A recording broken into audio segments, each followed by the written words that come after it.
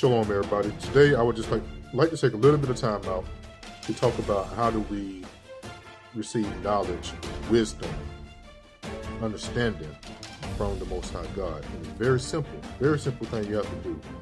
And we're going to dive into a little bit. We're going to go through a few verses, a few books, to get a good understanding of what it takes to get understanding and wisdom.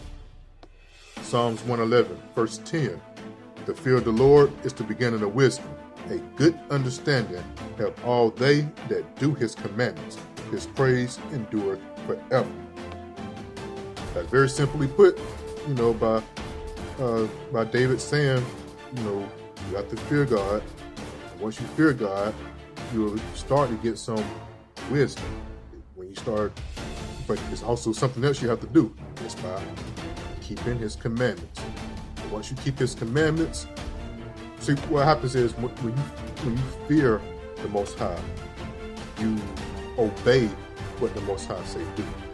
And the only way you can obey what he say do is by keeping the commandments which he gave us to do. So anybody who's not keeping the commandments is, not a wise person at all. And let's see. We'll look at Proverbs chapter 1, verse 7. The fear of the Lord is the beginning of knowledge, but fools despise wisdom and instruction. Now, I want you to see a little bit of what the Most High is actually saying to those who refuse, to listen and obey what he says. We're still in the book of Proverbs chapter 1. We're going to go to verse 22. How long, ye simple ones, will ye love simplicity?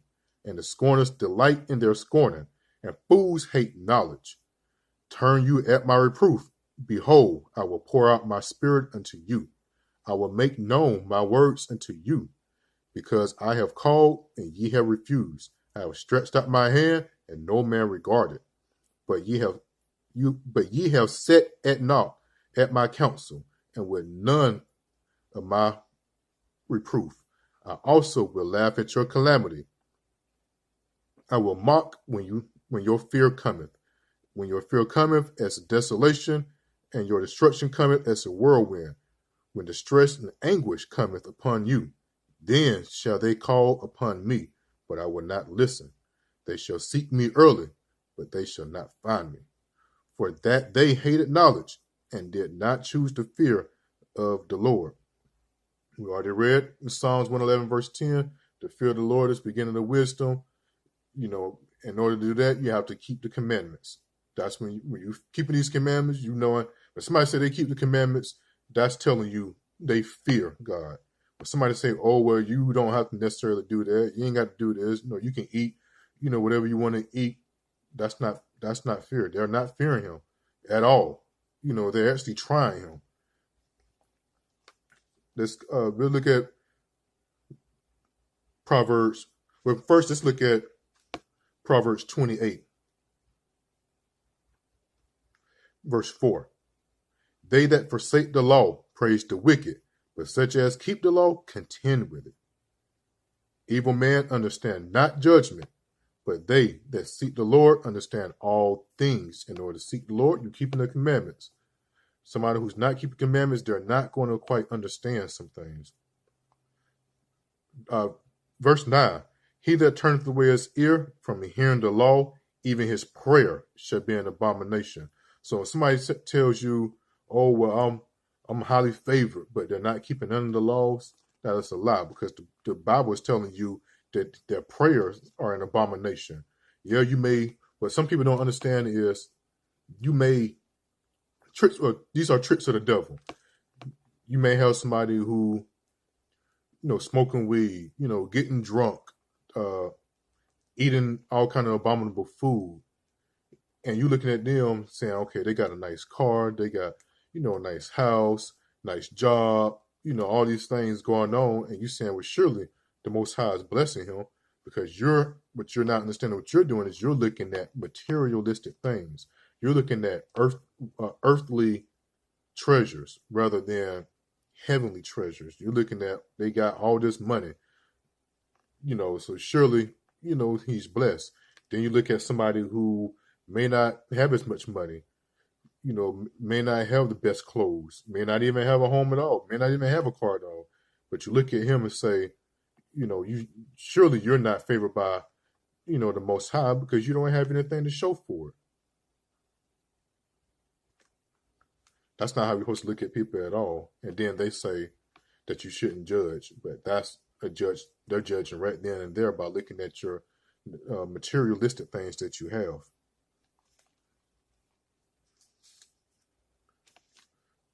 Let's go back to the book of Proverbs, chapter 3, verse 1. My son, forget not my law, but let thy heart keep my commandments. For length of days and long life and peace shall they add to thee. Let not mercy and truth forsake thee. Bind them about thy neck, write them upon the table of thy heart. So shalt thou find favor and good understanding, in the sight of God and man. Trust in the Lord with all thy heart, and lean not into thine own understanding. In all thy ways acknowledge him, and he shall direct thy paths. Be not wise in thine own eyes. Fear the Lord and depart from evil.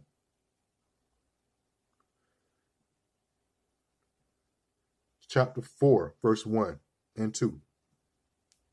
Hear, ye children, the instruction of a father, and attend to no understanding. For I give you good doctrine. Forsake ye not my law. Tell you again, do not forsake the law. Do not forsake the law. So why do people tell us we don't have to keep the law? As a matter of fact, let's go to Matthew. And these are words of Christ.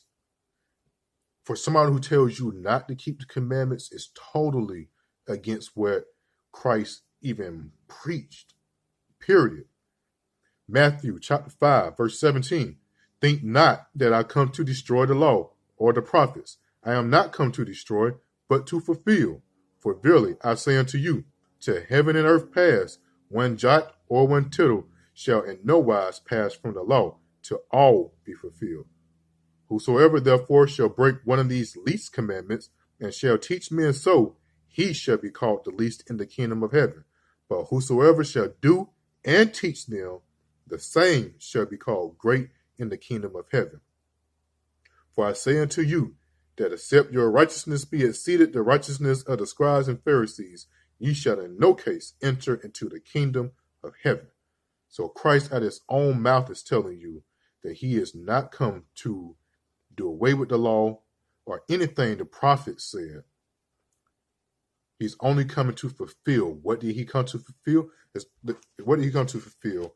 And I told you I wasn't going to try to take too much of your time, but anybody who know me, I tend to, really like to dig into, what Christ was talking about. Let's go to Luke chapter 24, verse 44.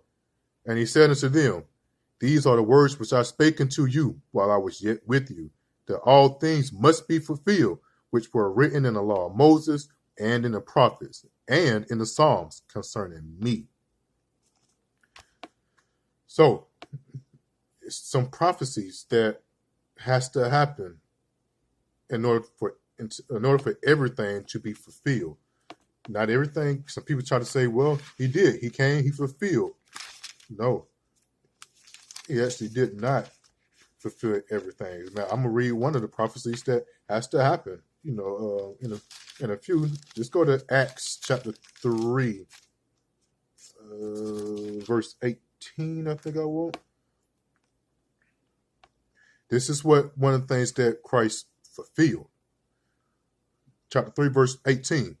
But those things which God before had shown by the mouth of all his prophets that Christ should suffer, he hath so fulfilled.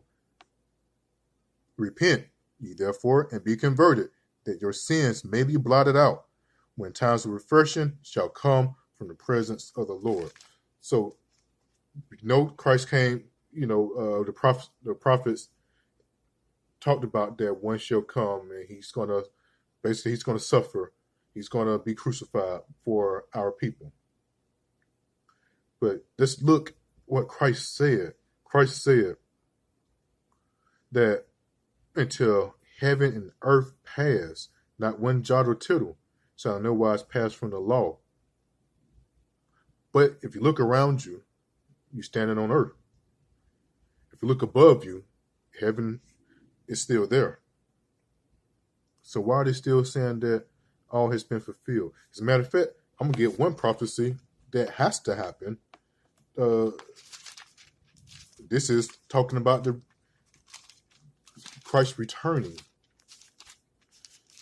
So if you're saying that he did fulfill, then this had already happened. Let's see. Isaiah chapter 66, verse 15. For behold, the Lord will come with fire and with his chariots like a whirlwind to render his anger with fury and his rebuke with flames of fire. For by fire and by his sword will the Lord plead with all flesh, and the slain of the Lord shall be many. They that sanctify themselves and purify themselves in the garden behind one tree in the midst, eating swine's flesh, and the abomination and the mouse shall be consumed together, saith the Lord. For I know their works and their thoughts. It shall come that I will gather all nations and tongues, and they shall come and see my glory. So that's actually going into a law. If you look in Leviticus 11, Deuteronomy 14, it's a law of what foods we can eat. So, and one thing people have to understand is they get Paul letters. They don't understand Paul letters when he say certain things.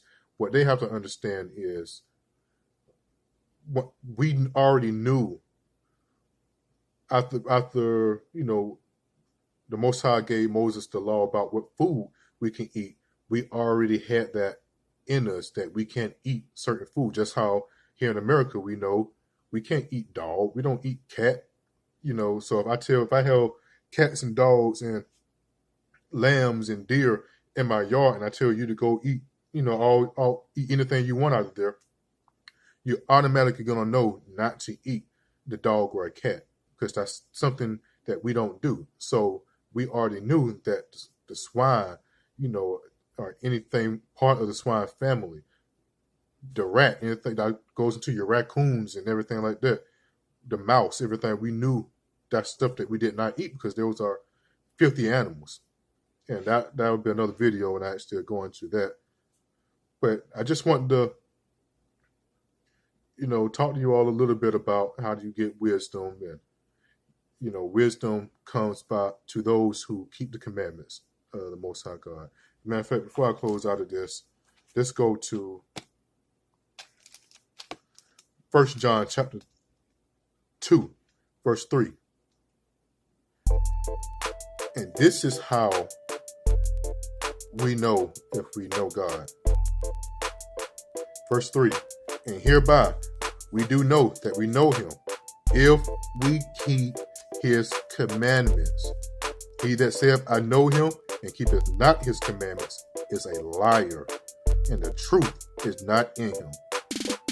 But whoso keepeth his word, in him verily is the love of God perfected. Hereby know we that we are in him. He that saith he abideth in him ought himself also to walk, even as he walked. Brethren, I write no new commandment unto you, but an old commandment, which ye had from the beginning. The old commandment is the word which ye have heard from the beginning. So he's telling you, those commandments, still the same commandments you have to keep. It's never supposed to be done away with. 1 John chapter 5, verse 3.